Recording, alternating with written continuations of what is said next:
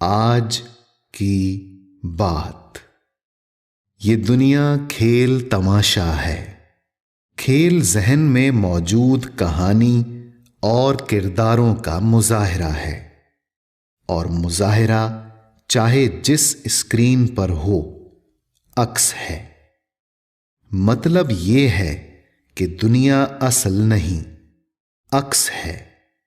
اصل کا علم نہ ہو تو مظاہرہ معمہ اور ایلیوژن بن جاتا ہے۔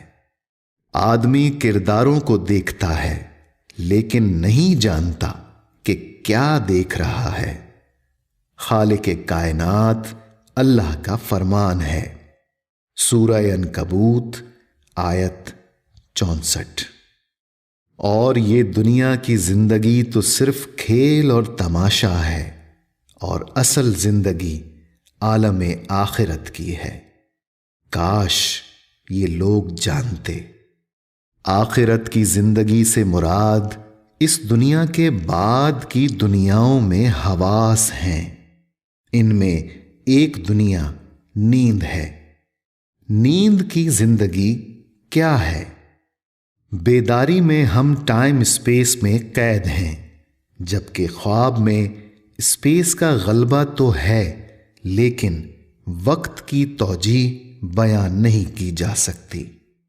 خواب ایسی زندگی کے شب و روز ہیں جن میں زندگی عمل بن جاتی ہے، یعنی ہم جو کچھ بیداری میں کرتے ہیں وہ تمام حرکات و سکنات خواب میں بھی پوری ہوتی ہیں۔ غور کیجئے کہ خواب میں غسل واجب ہو جاتا ہے۔ غسل پاکیزگی کا سمبل ہے، یعنی آدمی جسمانی طور پر متعفن میٹر سے تخلیق ہوتا ہے۔ غسل واجب ہونا اس طرف اشارہ ہے کہ خواب اور بیداری دو الگ الگ زندگی نہیں ہیں۔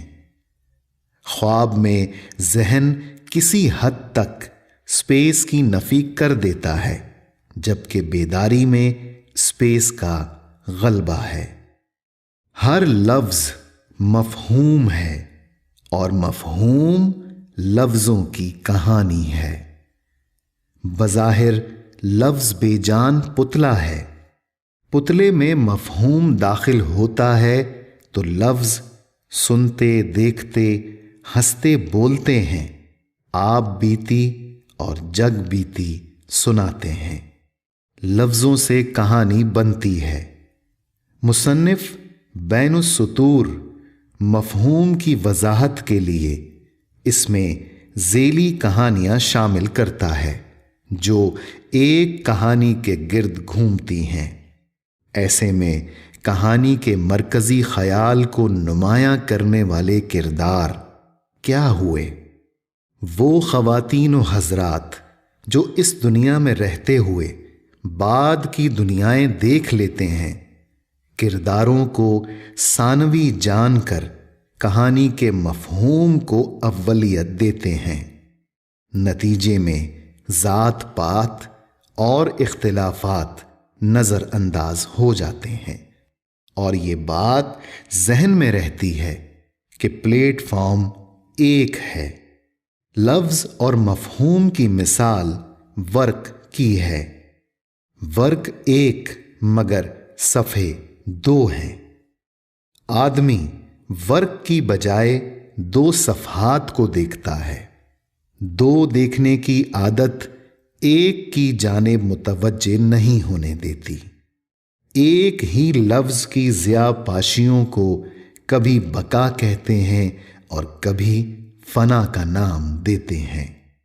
لفظوں میں الجھا ہوا شخص ہر لفظ کو الگ سمجھنے کی وجہ سے تحریر کے مفہوم سے بیگانہ ہوتا ہے، لیکن مفہوم سے واقف فرد کو تحریر کے ہر لفظ کی فراست حاصل ہوتی ہے۔ اللہ تعالیٰ نے ہر شے دو رخ پر تخلیق کی ہے، ایک ظاہر اور دوسرا باطن ہے۔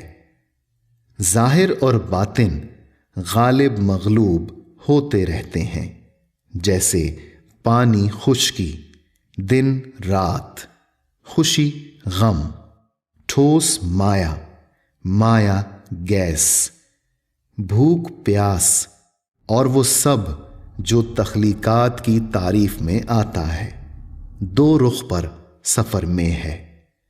ہر رخ کشش و گریز کے نظام کے تحت انفرادیت قائم رکھتے ہوئے دوسرے رخ کو اپنی جانب کھینچتا ہے، جس کی بنا پر دونوں کا وجود قائم رہتا ہے۔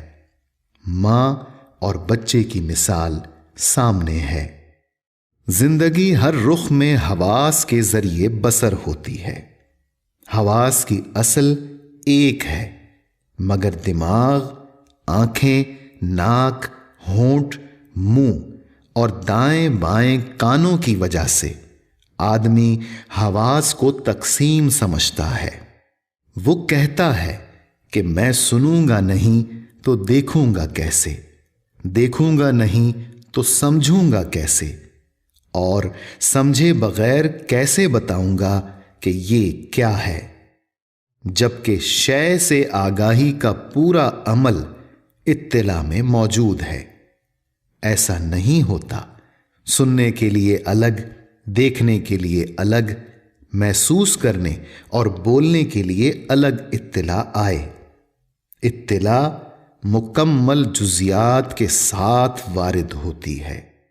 مثال، پیاس کا خیال آتا ہے، آدمی خیال کو سنتا ہے، دماغ میں اسکرین پر پانی کا عکس بنتا ہے، ذائقے کو محسوس کرتا ہے اور جسمانی طور پر پانی پینے سے پہلے دیکھتا ہے کہ وہ پانی پی رہا ہے۔ ہر اطلاع میں سارے حواس اسی طرح موجود ہیں، لیکن منقسم ذہن ٹکڑوں میں دیکھنے کو حواس کی تقسیم سمجھتا ہے۔ حواس کی یکجائی کا مشاہدہ نیند ہے، جب مٹی کا جسم بستر پر ہوتا ہے اور اندر موجود ایک اور آدمی کائنات کی سیر کرتا ہے۔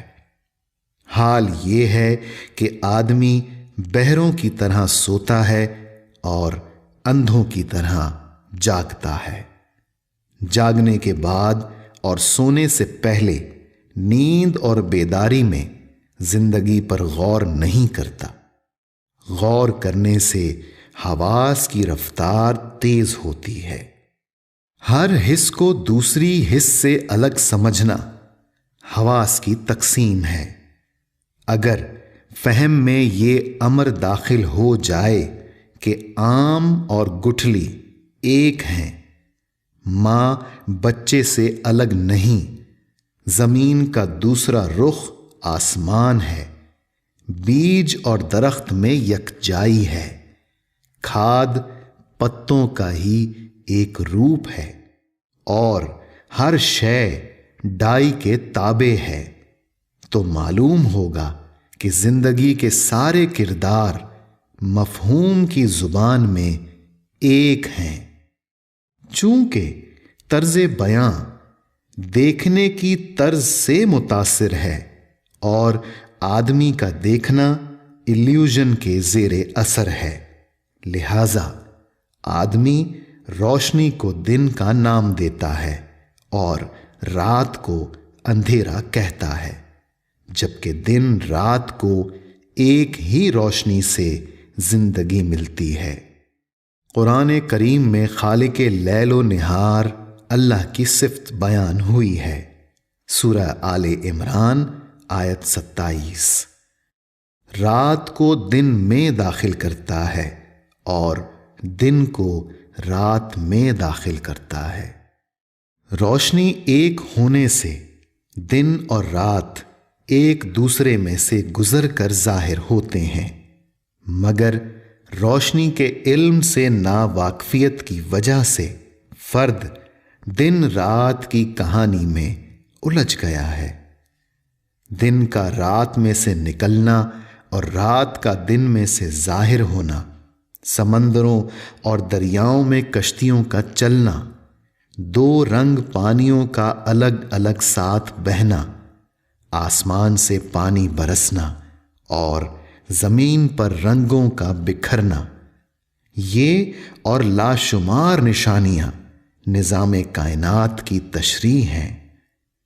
कुरान करीम में गौर व फिक्र की ताकीद है कि गौर व फिक्र आदमी को किनारों से आज़ाद कर देता है, चाहे वो जमीन के किनारे हों या महदूद सोच के। कच्ची जमीन से पौधा निकलता है तो तबीयत तकाजा करती है कि मट्टी हटाकर अंदर में बीज खुलने का मंजर देखे, कि बीज के दो परत जो कहानी के किरदार हैं कैसे खुले। बीज दरख्त बन जाता है जिसमें सैकड़ों छोटी और दर्जनों बड़ी शाखें होती हैं और इन शाखों पर लाखों पत्ते इस्तराहत करते हैं। फूल खिलते हैं और इनमें से फल जाहिर होते हैं। फलों के अंदर एक से ज्यादा बीज होते हैं जिनके दरख्त बनने से एक बीज की कहानी खित्ता-ए अर्ज पर फैल जाती है। कुछ ना होने में से होने का ये मुजाहिरा सोचने पर मजबूर कर देता है कि बीज में दरख्त कहां से आता है और दरख्त जाहिर होने पर बीज कहां चला जाता है। बीज से दरख्त की नमो अफसाना है इन लोगों के लिए जो इस अफसाने में जिंदगी के मफहूम से नावाकिफ हैं।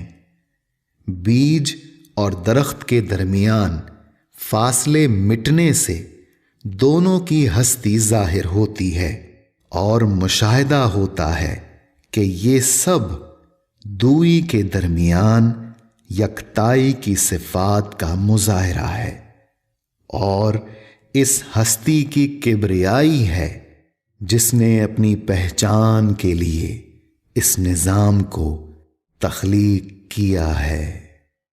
क़ारीन, दरख्वास्त है कि आज की बात पढ़कर जो आप समझे लिख कर भेज दीजिए। अल्लाह हाफिज। ख्वाजा शमसुद्दीन अज़ीमी।